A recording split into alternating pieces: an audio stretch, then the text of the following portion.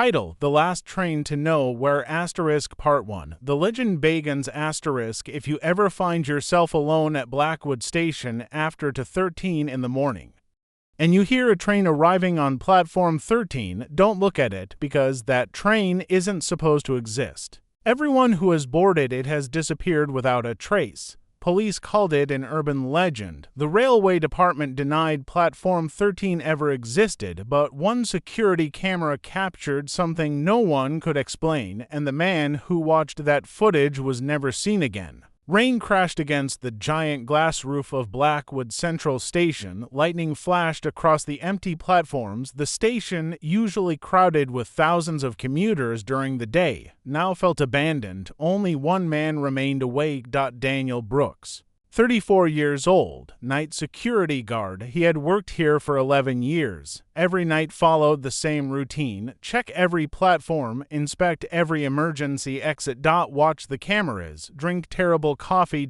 Wait for sunrise. Nothing exciting had ever happened. At least not until October 17th. Daniel glanced at the digital clock to 12 a.m. 1 minute before his shift normally became completely silent. He leaned back in his chair. Then every monitor in front of him turned black, one after another. Not slowly. Instantly, the station lights remained on. The computers continued humming, only the security cameras had stopped working. Daniel frowned seriously. He reached for his radio. Control, this is Security 1. Camera system just went offline. Static. No reply. He tried again. Nothing. His phone had no signal. Not one bar. That had never happened before. Exactly 60 seconds later, every screen flickered back to life. Daniel sighed with relief. Then he froze. Platform 13. There was a train. Old. Black. Covered in rust, its paint looked burned. Its windows reflected nothing. No destination sign. No company logo. Only 3 white numbers painted across the front. 0. Daniel blinked. Platform 13 couldn't have a train. There wasn't even a railway track there anymore. The tracks had been removed 38 years ago after a fatal accident. He zoomed the camera. The image became clearer. Someone stood beside the train. A little girl, maybe 8 years old, yellow raincoat. Barefoot. Her long black hair covered most of her face. She wasn't moving. She wasn't looking around. She was staring directly at the security camera. Daniel's heartbeat quickened. He switched to another camera. Same platform. Nothing. Another angle.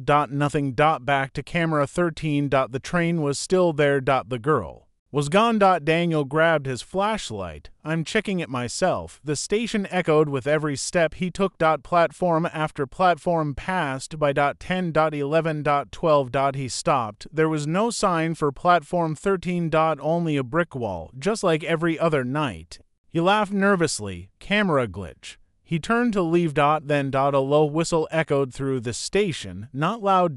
Distant. Ancient. Like the sound of a steam locomotive. Daniel spun around. The brick wall was gone.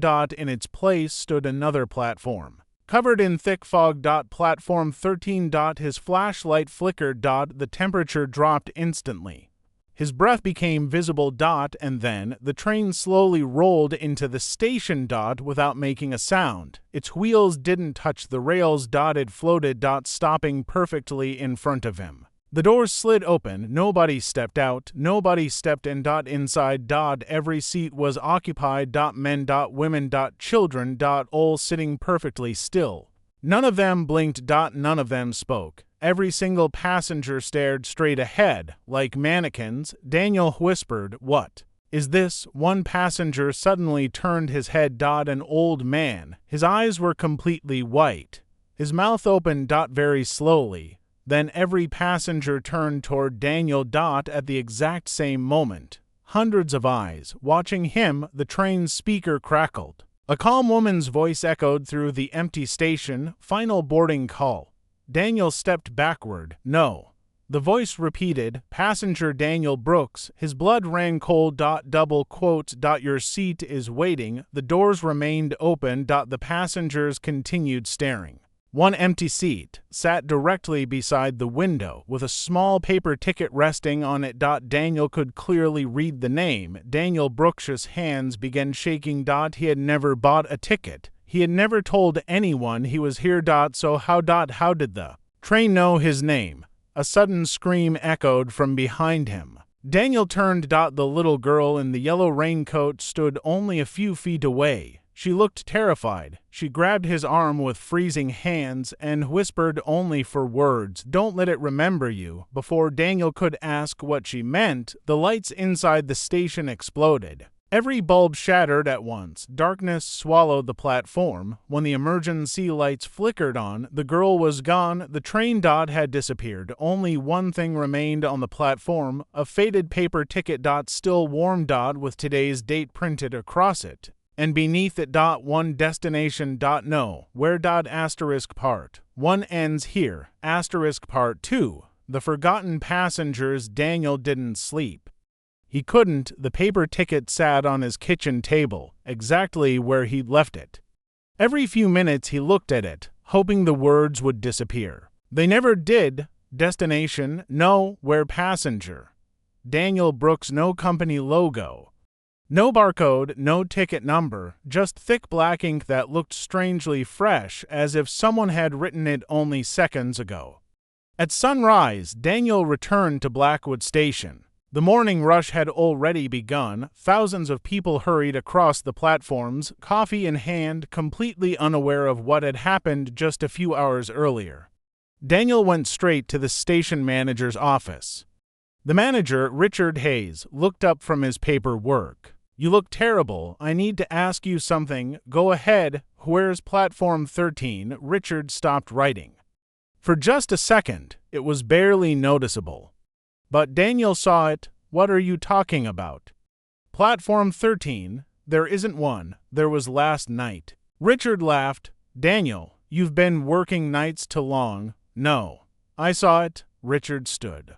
His smile disappeared. "Listen carefully." He closed the office door.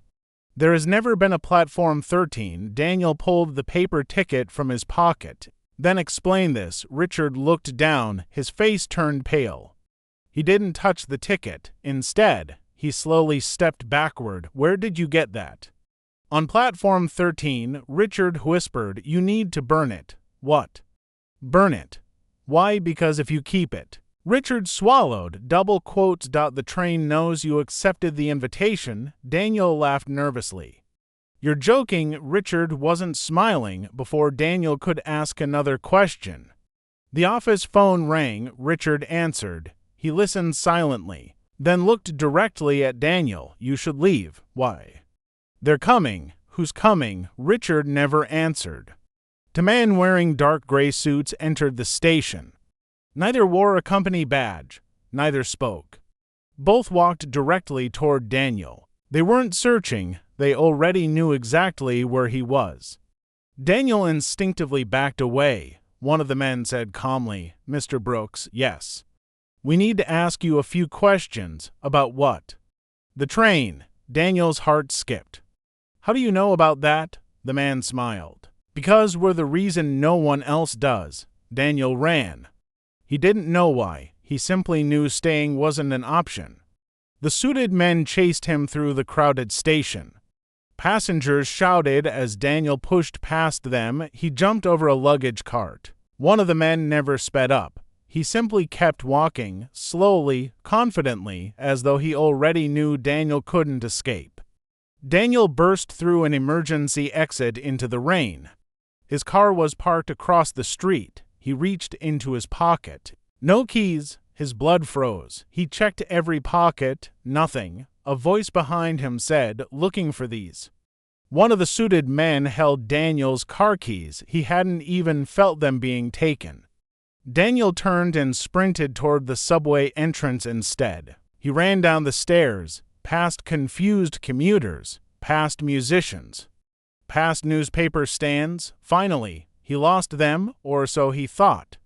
As he caught his breath, an elderly woman sitting on a bench spoke without looking at him. "You shouldn't run." Daniel stared. "What? They always catch the ones who run." She continued feeding pigeons. They've done it for 50 years. Daniel slowly sat beside her. Who are you? My husband boarded that train in 1976. Daniel's breathing stopped. What? He never came home. You've seen it. She nodded 3 times. Then tell me what it is. The old woman smiled sadly.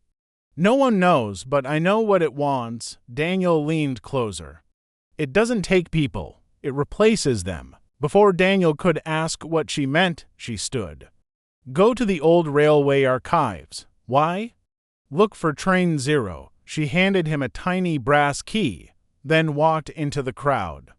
Within seconds, she was gone. 3 hours later, Daniel unlocked a forgotten basement beneath Blackwood Station. Dust covered everything. Broken filing cabinets lined the walls. Thousands of old railway documents filled rusty shelves. He searched for nearly an hour. Nothing. Then, one thin folder, marked only with 3 numbers. Inside were newspaper clippings, missing person reports, old photographs, and one handwritten note. The first article was dated October 18, 1968. 47 passengers disappear. Authorities remain unable to explain how 47 people vanished after boarding an unidentified train arriving shortly after 2:13 a.m. Witnesses claim the train had no operator. Railway officials deny any such train exists. Investigation ongoing. Daniel turned the page.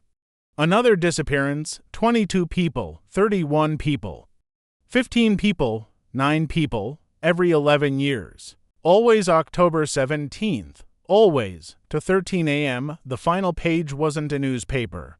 It was a photograph, black and white, taken inside a train. Dozens,